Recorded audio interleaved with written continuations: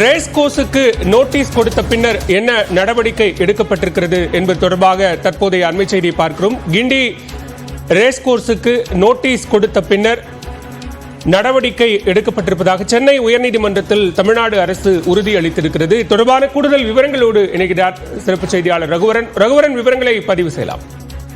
சென்னையில் கிண்டியில் முக்கிய இடத்தில் இருக்கக்கூடிய 160 ஏக்கர் நிலத்தை, அரசின் இடத்தை ரேஸ்கோர்ஸ்க்கு குத்தகைக்கு கொடுத்த விவகாரத்தில் 730 கோடி ரூபாய் வரை ரேஸ்கோர்ஸ் அந்த அமைப்பு அரசுக்கு குத்தகை பாக்கி வைத்திருந்தது தொடர்பான வழக்கு நடந்து வந்தது. இந்த வழக்கில் அந்த குத்தகை பாக்கி தொகையை கொடுக்காவிட்டால் அரசு அந்த நிலத்தை ஆர்ஜிதப்படுத்தலாம் அப்படின்னு சொல்லிட்டு நீதிமன்றம் உத்தரவு பிறப்பித்திருந்தது. இந்த உத்தரவின் அடிப்படையில் பாத்தீங்கன்னா வருவாய்த்துறை அதிகாரிகள், மாவட்ட அதிகாரிகள் உள்ளிட்ட இன்று காலை ரேஸ்கோர்ஸ் கிண்டியில் இருக்கக்கூடிய ரேஸ்கோர்ஸ் அமைப்புக்கு சொந்தமான இடத்தை அரசுக்கு சொந்தமான இடமாக அவர்கள் பூட்டி சீல் வைத்திருந்தார்கள். இதை எதிர்த்து உடனடியாக ரேஸ்கோர்ஸ் அமைப்பு பாத்தீங்கன்னா சென்னை உயர்நீதிமன்றத்தில் மனு தாக்கல் செய்திருந்தது.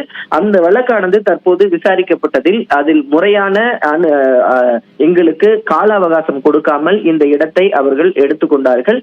அதனால் எங்களுக்கு முறையான கால அவகாசம் கொடுக்க வேண்டும். கால அவகாசம் கொடுக்கும் பட்சத்தில் நாங்கள் எங்களுடைய பேலன்ஸ் கட்ட வேண்டிய தொகையை நாங்கள் கட்டுவதற்கான ஏற்பாடுகள் வழிவகுக்கும் அப்படின்னு சொல்லிட்டு ரேஸ்கோர்ஸ் சார்பாக ஒரு வாதம் முன்வைக்கப்பட்டது.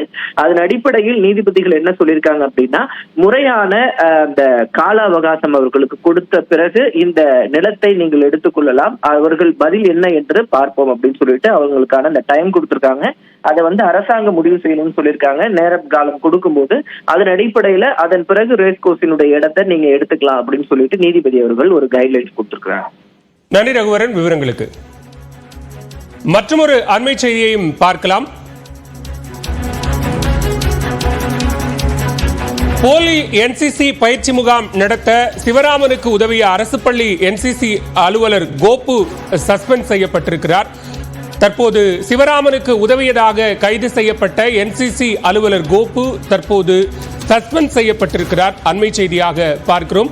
கிருஷ்ணகிரியில் தனியார் பள்ளியில் போலி என்சிசி முகாம் நடத்தி மாணவிகளை பாலியல் வன்கொடுமைக்கு ஆளாக்கிய போலி என்சிசி அலுவலரான சிவராமன் சிறையில் எலிபேஸ்ட் சாப்பிட்டு உயிரிழந்த நிலையில் அவருக்கு உதவியதாக கைது செய்யப்பட்ட